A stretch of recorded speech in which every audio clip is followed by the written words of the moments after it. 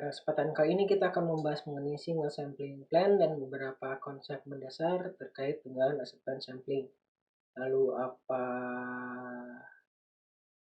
single sampling plan dan konsep-konsep tersebut? Mari kita telusuri di ruang tanya.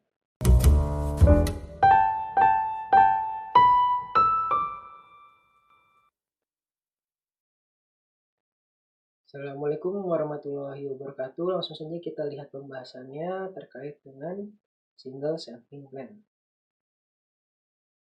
Nah, dalam single sampling plan kita harus menentukan nilai N dan C sedemikian rupa sehingga lot dengan fraksi kerusakan sebesar P1 akan diterima sebesar 1 min alfa dan lot dengan fraksi kerusakan P2 akan diterima sebesar beta.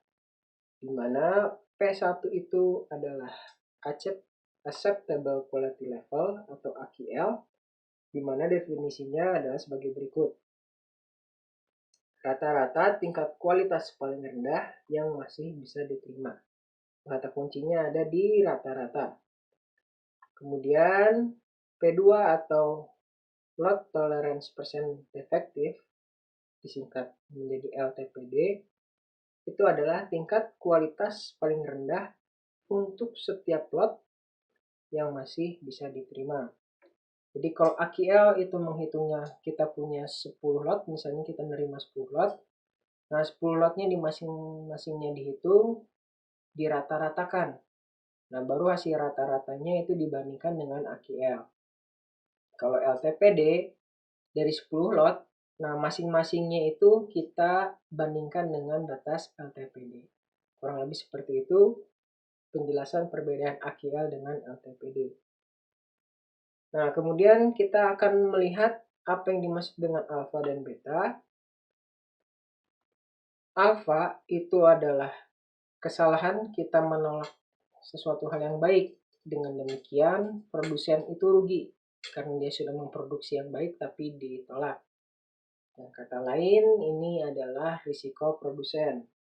Sedangkan kesalahan beta itu adalah menerima yang defect, sehingga yang mengalami kerugian adalah konsumen.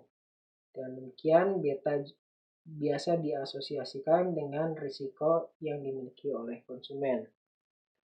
Nah, nilai alfa dan beta ini tergantung. Tapi pada umumnya nilai alfa itu 5% dan nilai beta itu 10%. Nah, di sini penjelasannya alfa. Tapi di sini yang dijelaskannya 1 min alfa. Ya, karena kan alfa itu menolak yang baik. Kalau 1 min alfa berarti menerima yang baik. Ya, karena ini diterima. Kalau beta nggak dikurang karena beta sudah menerima. Walaupun yang diterimanya adalah yang defect. Nah, selanjutnya gimana cara menentukan nilai N dan C jika diketahui P1, diketahui alfa, diketahui P2 dan beta? Ya, rumusnya adalah sebagai berikut. Ini nilai N-nya, ini nilai C, ini nilai N, ini nilai C. Di sini ada alfa, di sini ada P1, di sini ada beta, di sini ada P2. Nah, kalau kita lihat, dua persamaan ini harus kita selesaikan secara simultan. Dan ini sangat sulit sekali untuk diselesaikan. Di sisi lain, kita lihat bahwa persamaan ini adalah persamaan distribusi apa? Ya, persamaan binomial ya.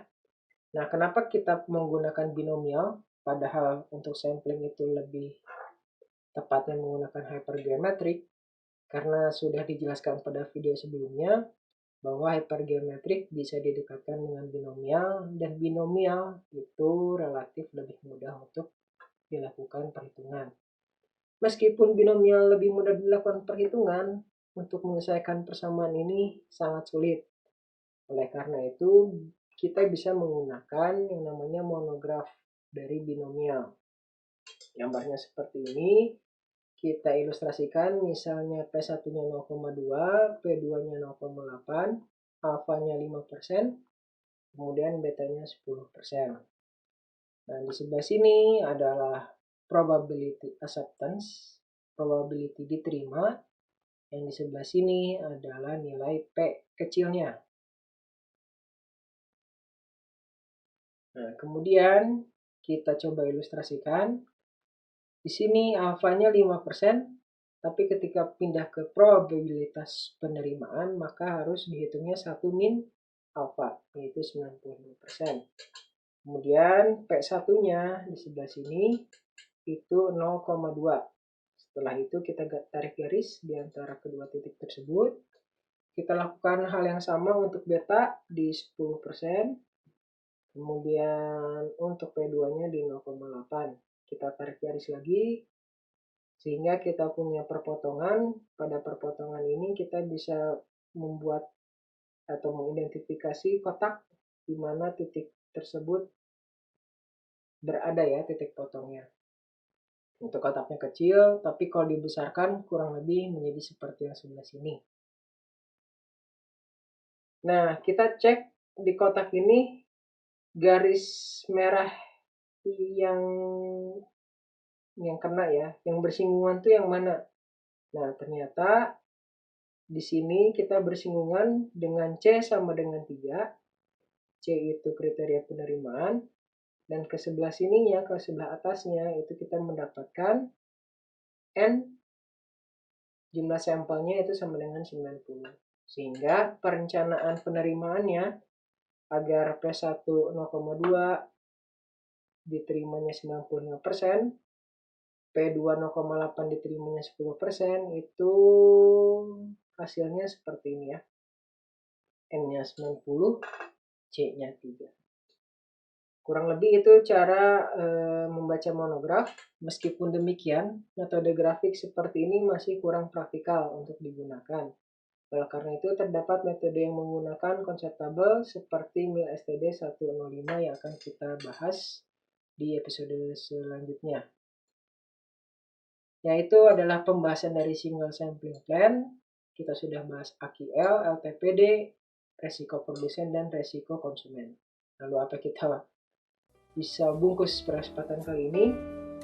Dalam single sample plan, kita menentukan nilai N dan C agar kualitas lot dengan AQL diterima sebesar 1 min alfa dan lot dengan kualitas LTPD diterima sebesar beta.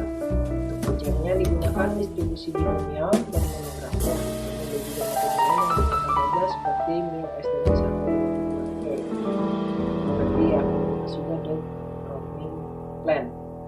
Mungkin sekian saja, terima kasih, mudah-mudahan bermanfaat. Assalamualaikum warahmatullahi wabarakatuh.